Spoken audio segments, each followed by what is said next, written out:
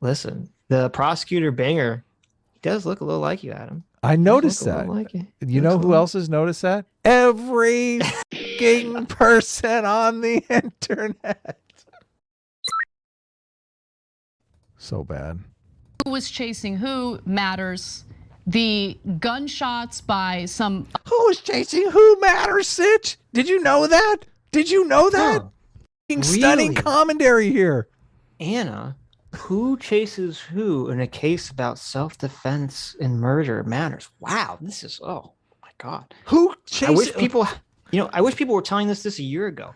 For an entire year, I thought it didn't matter. I thought that if you have no gun and the other guy has a gun and he shoots you, that under all circumstances, the guy with the gun is the bad guy. That's what I thought the law was. What do you mean in a case, in a trial, Sitch? A story you're telling at the bar, who's chasing who matters. Like, it matters. It literally matters. No, it doesn't matter. It doesn't matter. This is fake news.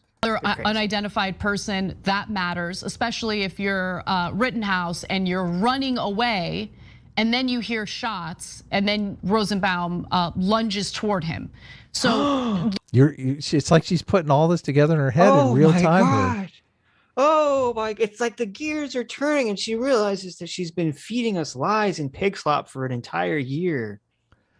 What a buffoon. You basically have to lie to yourself to still be able to sleep at night. I mean, I know. If this was me, I would have to and I was like this, like, I'm supposed to be a professional news person.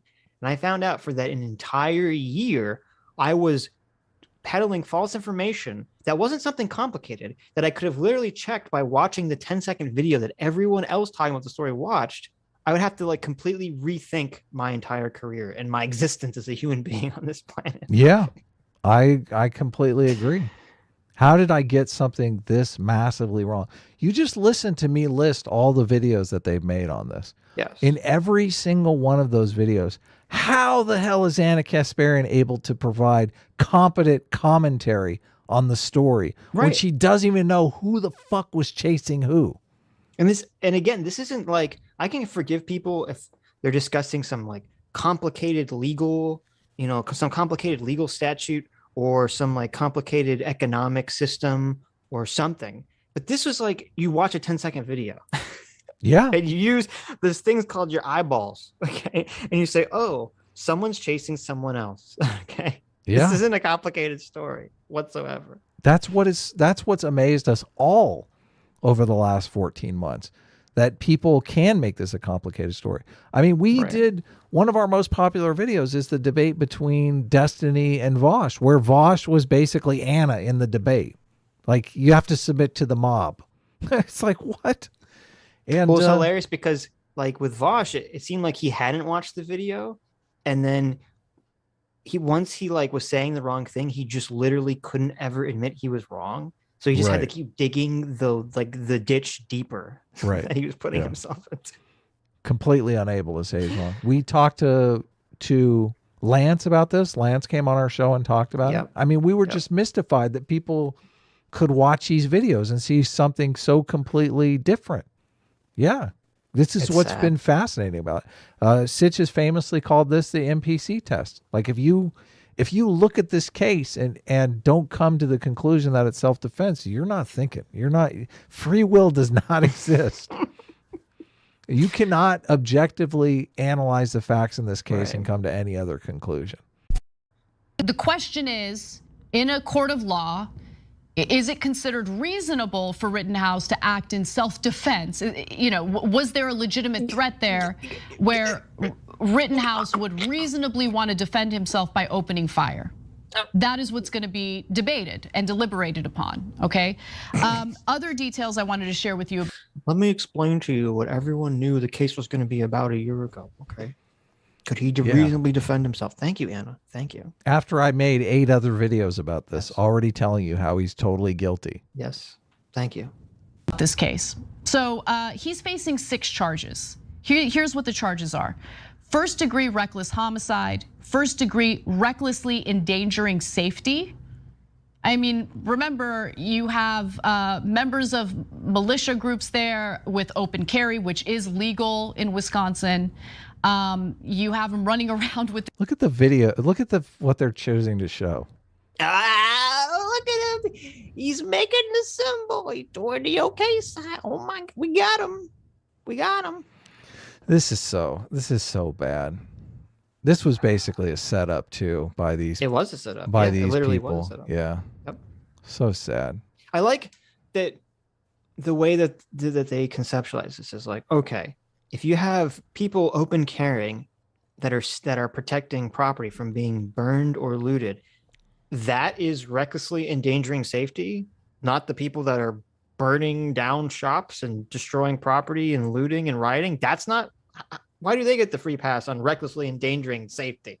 Yeah. No, it's complete partisanship. That's it. The gun, like literally running around with this weapon. So.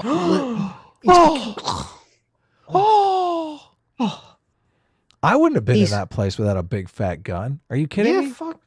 That's my favorite. They're like, oh, you know, if he really just wanted to give first aid to people and defend property, why do you have a gun? Really? Yeah.